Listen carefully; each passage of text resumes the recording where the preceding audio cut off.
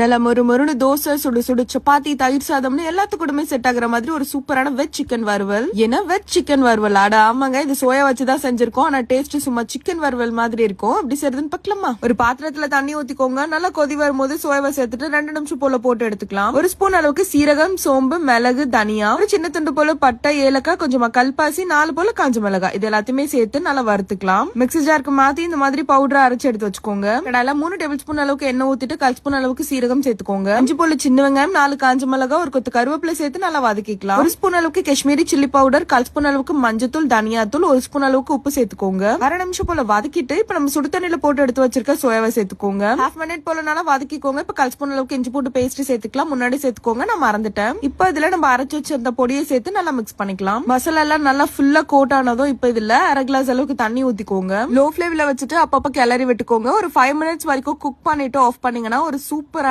Veg chicken வறுவல் ready. நான் non veg இருந்தாதான் சாப்பிடுவேன்னு சொல்றவங்களுக்கு கண்டிப்பா அந்த வீடியோவை ஃபார்வர்ட் பண்ணுங்க. உங்க வீட்லயே இருந்தா கண்டிப்பா செஞ்சு கொடுங்க. ட்ரை பண்ணுங்க. மறக்காம நம்ம பேஜ் ஃபாலோ பண்ணிக்கோங்க. பாய்.